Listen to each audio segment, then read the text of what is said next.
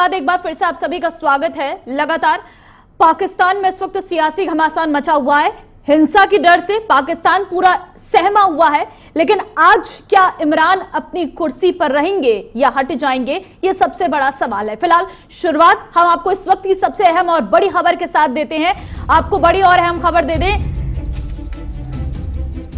दरअसल बड़ी खबर यह है कि पाकिस्तान की संसद में आज पेश होगा अविश्वास प्रस्ताव। अहम जानकारी थोड़ी देर में शुरू होगी संसद की कार्यवाही।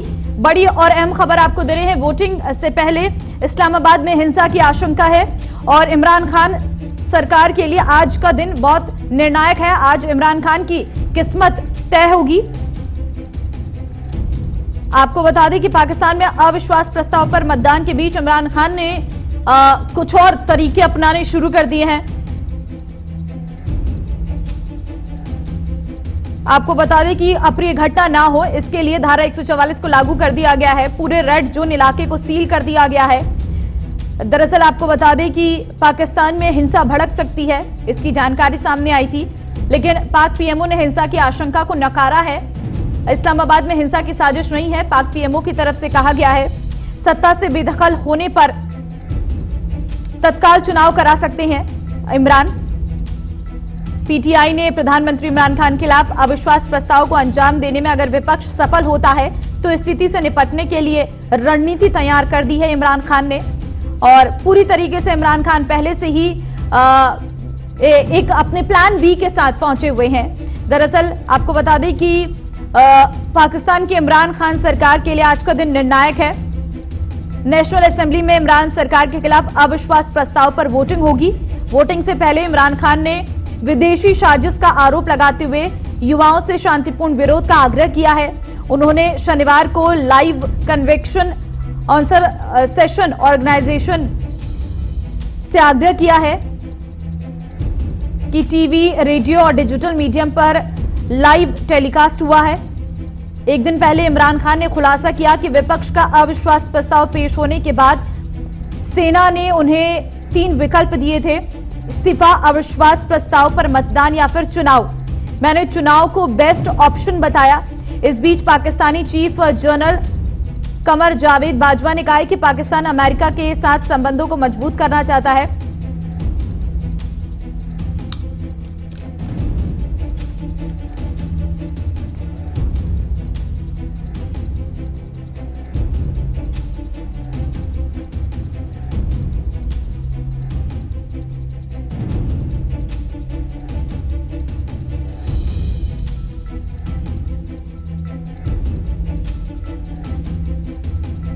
तो डॉक्टर रमेश ठाकुर, वरिष्ठ पत्रकार, इस वक्त मेरे साथ जुड़ चुके हैं।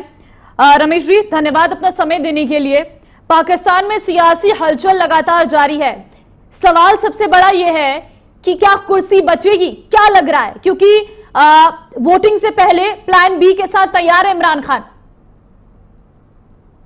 बचने का तो कोई सवाल ही नहीं उठता, क्योंकि ये 2-3 दिन से जो चीजें चल रही है, मुझे लग रहा है यहाँ तक चीजें आनी भी नहीं चाहिए थी। अगर आपकी लोकप्रियता आपको बचानी थी, आपकी इमेज को अगर बतानी थी, तो मुझे लग रहा था कि इमरान खान को अविश्वास प्रस्ताव तक ये चीजें लानी ही नहीं चाहिए थी, क्योंकि अब इनके पास खोने के लिए कुछ बचा नहीं है। अब अपनी इज्जत बचा लें, खुद को सहज लें, तो सबसे बड़ी बात होगी। अविश्वास प्रस्ताव इनका हारना बिल्कुल तय है। इनके पक्ष में अब 172 इनको वोटिंग चाहिए। गेम ऑफ जो चेंजर है वो इनको शायद इनके पक्ष में नहीं है, तो जाहिर सी बात है इनके पास में 155-160 के करीब में मेंबर ऑफ पार्लियामेंट हैं। और हो सकता है कि आज जब अभी थोड़ी देर में जब वोटिंग होगी तो उसमें भी शायद उतने नंबर ना बचे। तो बहरहाल सारी चीजों को देखते हुए मुझे लग रहा है यहाँ पे जो इमरान खान का जो राजनीतिक कैरियर था वो तो नहीं बच रहा है, लेकिन इनका जो सार्वजनिक जीवन है वो अगर इसमें बच जाए तो वो बहुत बड़ी बात है। इसके बाद में ऐसा लगता है कि जिस तरीके से कई सारे करप्शन के चार्जेस वगैरह लगे हुए हैं और कई सारी चीजें ऐसी पाकिस्तान की, देखो ममता जी, आपको पता होना चाहिए पाकिस्तान में होता क्या है। जब कोई भी जिसकी भी सरकार जब गिरती है तो उसके बाद में उनके ऊपर जितने भी चार्जेस रहे, चाहे करप्शन के हों या किसी भी तरीके, वो सारे के सारे खुल जाते हैं। तो मुझे लग रहा है अगर सरकार खुदा न खास्ता इनकी जाती है तो उसके विदिन 10 मिनट के बाद ही सारी की सारी चीजें फाइलें खुल जाएंगी। फाइल अगर खुल गई तो इनके साथ में वही होगा जो भुट्टो के साथ में हुआ था, जो जुल्फिकार के साथ में हुआ था, जो नवाज शरीफ के साथ में हुआ था। इन लोगों को क्या हुआ, या तो जेल में डाला गया तो या फांसी हो गई। एक और चीज है रमेश जी, कल अभी हाल में एक टीवी टेलीकास्ट में एक इमरान खान का एक बयान बड़ा सुर्खियों में था। उनकी तरफ से कहा गया कि सेना ने मुझे 3 ऑप्शन दिए। एक ऑप्शन था इस्तीफा, दूसरा ऑप्शन था अविश्वास प्रस्ताव पर वोटिंग और तीसरा था चुनाव। तो मैंने चुनाव को चुना। नहीं, मुझे लग रहा है ममता ये यहाँ झूठ बोल रहे हैं वहां पे, क्योंकि ऐसा प्रस्ताव उनके पास में सेना नहीं देगी। क्योंकि सेना का क्या हुआ, सेना का पूरा होल्ड शुरू से 75 सालों का पाकिस्तान हो चुका है। तो पाकिस्तान की हुकूमत होगी उसके ऊपर डायरेक्ट तरीके से सेना का दबाव रहता है। फिर आप दबाव रहता पूरे उनकी जिम्मे रहेगी। एक आपका घर है, आपके घर में अगर कोई रहने आ गया है, भाई वो घर आपके नाम है, आप जब चाहो उसको रहने दो, जब चाहो उसको निकाल दो। ये बात हो गई। ये तो सिर्फ जनता को बेवकूफ बनाने के लिए, उन्हें आपको प्रचारित करने के लिए इस तरीके से झूठ बोल रहे हैं। इस तरीके से ISI के उनके जो जावेद साहब है, उनके जो प्रमुख है, उनसे जो मुलाकातें हो रही है, उसके बाद में सेना के लोगों के साथ में जो मुलाकातें हो रही है, तो इसमें ये सारी चीजें निकल के आ गई हैं। पहले इनको कह दिया कि अब हुकूमत के लिए आपको कुछ बचा नहीं है, अब आप अगर इसको रहना है तो आप जिंदगी अगर आपको सही से संभालनी है, आपकी इमेज अगर को बरकरार रखना है, तो आप सत्ता से बेदखल हो जाओ।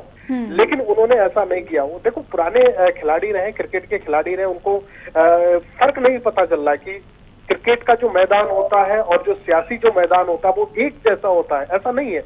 लेकिन फर्क मुझे लग रहा है पिछले जो रात आज गुजरी है उस रात में और आज जो दिन का उजाला है, अब उनको फर्क समझ में आ गया होगा कि इस समय इमरान खान क्रिकेट को कैसे लेते थे, सियासत को कैसे लेते थे। मैं तो ममता जी पहले कह रहा था कि कल से भी आपके चैनल पे ये बात हो रही थी कि इनको अगर थोड़ी बहुत भी अपनी अगर लोकप्रियता इनको बचानी थी तो इस्तीफा दे देते और चुनाव में चले जाते। अब क्या है, वो हाथकंगन को आरसी किया, पढ़े लिखों को फारसी किया। अब इनके पास खोने के लिए कुछ नहीं बचा। आज वोटिंग होगी और नंबर चेंज में आपको 172 चाहिए, वो आपके पास है नहीं। 150 भी अगर आ जाते तो बहुत बड़ी गनीमत होगी जी। लेकिन एक और चीज है अभी रमेश जी, आज जब अविश्वास प्रस्ताव पर वोटिंग होनी है उससे पहले इमरान खान की तरफ से कहा गया है लोगों से शांतिपूर्ण प्रदर्शन के लिए। क्या हिंसा भड़काने के तरीके से ये कुछ और साजिश रचना चाहते हैं? मतलब ये इतना बेवकूफ, ये इनका एक अपील है तरीके से। वोटिंग जब हो रही है अविश्वास प्रस्ताव की, उसमें जनता का रोल नहीं है, इसमें आम पब्लिक में आके आप समर्थन मांग रहे हो तो उसमें रोल नहीं है। नेशनल असेंबली में आपको और आपकी चीजें डिपेंड करती है मेंबर ऑफ पार्लियामेंट के ऊपर। मेंबर पार्लियामेंट आप पक्ष में कितने हैं वो देंगे, इसमें जनता का कोई रोल नहीं। जनता शुरू हो जाता है, आप यहाँ तक नहीं पहुंच पाती। तो मुझे लग रहा था आप कम से कम अपनी चीजें बचा लेगा, लग रहा तो इसमें जनता का कोई रोल नहीं है। आप हो जाती तो 3-4 चल की बात हो रही है और कई जगह ये बात मैं पहले ही कह रहा हूँ कि स्टेडियम के अंदर आउट होते हैं। इनका डिवीजन है, 3rd अंपायर के पास पहुंच चुका है, बस पे इनके आने वाला है। आप अब ये सोच रहे हैं मैं नॉट आउट हो जाऊंगा, ये पॉसिबल नहीं है कि आप तरीके अब चीजें होंगी। आपके पास जितने भी 7-8 पार्टियां जो उसमें आपके साथ में वो चली गई, लेकिन आपके साथ में नहीं है, आपके साथ नहीं है, पब्लिक भी आपके साथ में नहीं है। पब्लिक को आप गुमराह कर रहे हो कि जब वोटिंग हो आप सतर्क रहिएगा, आप ये हो जाएगी, कहने का मतलब बनता है कि आप वो जना को इसमें शामिल कर लोगे। असेंबली, नेशनल असेंबली में आप डिपेंड करता है मेंबर ऑफ पार्लियामेंट के ऊपर, इसमें जनता का कोई रोल नहीं है। बस आपको तैयार रहना चाहिए कुश्ती को बेदखल करने के लिए। हाँ, उसके बाद आपको जेल जाना है या पाकिस्तान में रहना है। लेकिन एक और चीज है रमेश जी, जब मैं पाकिस्तान के पत्रकार से अभी हाल में पाकिस्तान के पत्रकार से जब मैं लाइव बातचीत कर रही थी तो उन्होंने एक महत्वपूर्ण बात कही। उन्होंने कहा कि भले ही विपक्ष या सेना इमरान खान के साथ ना हो, लेकिन कहीं ना कहीं कुछ जनता का सपोर्ट इमरान खान के पास है। वो वहां की स्थिति को आकलन करके बता रहे थे, कहते कि जिस तरीके से पाकिस्तान में इमरान की तरफ से अमेरिका के साथ संबंध अच्छे किए गए, चीन के साथ संबंध अच्छे किए, तो कहीं ना कहीं इसका इफेक्ट वहां की जनता पर है। वो भले ही जीते या हारे या उनकी कुर्सी रहे या जाए, लेकिन पाकिस्तान की जनता इमरान खान से खुश थी। बिल्कुल 100% सही है, बिल्कुल मुमताज़ बिल्कुल सही कह रहे हैं। ये बात मैं पहले भी कहते आ रहा हूँ। इमरान खान पहले ऐसे प्रधानमंत्री हैं पाकिस्तान के अंदर जिन्होंने खुल के आर्मी चीफ, फौज, ISI से इन्होंने लोन लिया है, बगावत की है, उन चीजों को पब्लिक डोमेन में लाई है। नहीं, इससे पहले हमने कार्यकाल देखा नवाज शरीफ का, भुट्टो का भी देखा है और जनरल परवेज मुशर्रफ का भी देखा है। इन्होंने क्या है, जो भी इनकी बातें हुई है फौज के अंदर वो डिक्लोज कभी नहीं हो पाई है। लेकिन ये पहले ऐसे व्यक्ति हैं जिन्होंने ये कहा 3-4 दिन पहली बार इन्होंने जब कर रहे थे, राष्ट्र को संबोधित कर रहे थे, उस समय इन्होंने मेरी वो मैं एक्सपोज कर दूंगा और फौज को।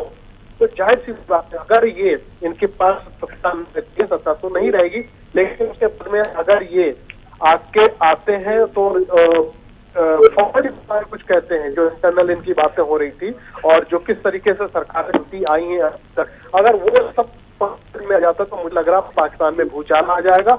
और ये ऐसा होना चाहिए कि आपका छोटा सा देश है, 22 करोड़ आपकी जनसंख्या है, उसके बावजूद आप लोग रेवेन्यू आपके पास ठीक ठाक है और पब्लिक को जिस तरीके का गुमराह करते आए हो, और सरकार कौन चलाता है, सरकार किसके भरोसे चलती है, ये जनता को पता चलना चाहिए। बिल्कुल, कहीं ना कहीं पाकिस्तान का लोकतंत्र बहुत कुछ अलग बयां करता है। चलिए मैं लौटूंगी आपके पास, आप बने रहिए मेरे साथ, क्योंकि लगातार पाकिस्तान पर हम चर्चा कर रही हैं और क्या गेम ओवर हो जाएगा, ये लास्ट ओवर है इमरान खान का, ये सबसे बड़ा सवाल है। इसी पर लगातार चर्चा बरकरार रहेगी, लेकिन यहाँ वक्त एक छोटे से ब्रेक का है, फौरन लौटते हैं।